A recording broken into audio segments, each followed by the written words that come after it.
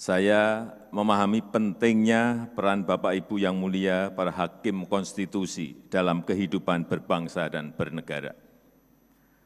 Mahkamah Konstitusi merupakan pilar utama dalam menegakkan constitutional justice, yang merupakan elemen kunci dari demokrasi, perlindungan hak asasi manusia, dan kepastian hukum.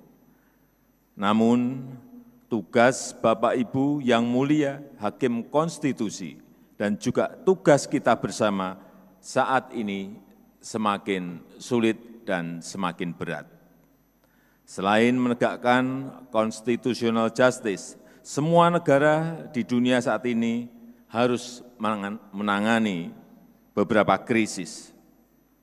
Pandemi belum sepenuhnya berakhir, perekonomian dunia belum sepenuhnya bangkit, dan dunia dikejutkan lagi dengan perang antara Rusia dan Ukraina yang mengacaukan rantai pasok perdagangan global.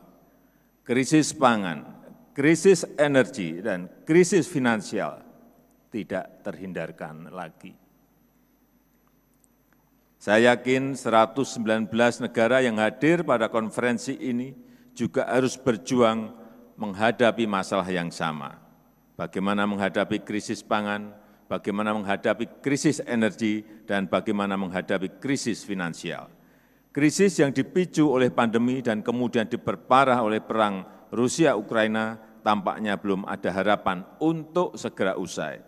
Pandemi COVID-19 memang mulai mereda dan kita tetap harus selalu waspada, tetapi perang Rusia-Ukraina dan masing-masing sekutunya belum ada tanda-tanda akan segera berhenti.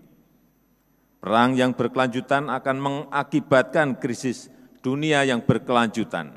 Tentu saja kita ingin perang segera dihentikan dan perdamaian segera dibangun. Itu harapan kita semua. Kita harus bersama-sama berjuang untuk menghentikan perang dan membangun perdamaian. Tetapi kita juga harus bersiap untuk memitigasi dan mengelola krisis dengan sebaik-baiknya.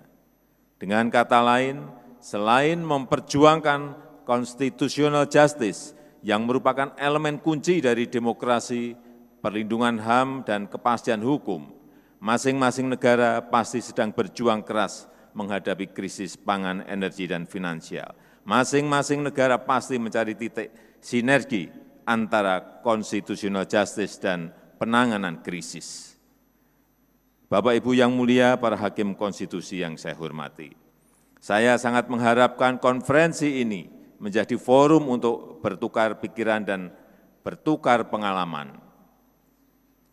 Saya mengharap adanya langkah bersama lintas negara dalam membangun perdamaian, dalam menangani krisis, dan sekaligus dalam menegakkan constitutional justice.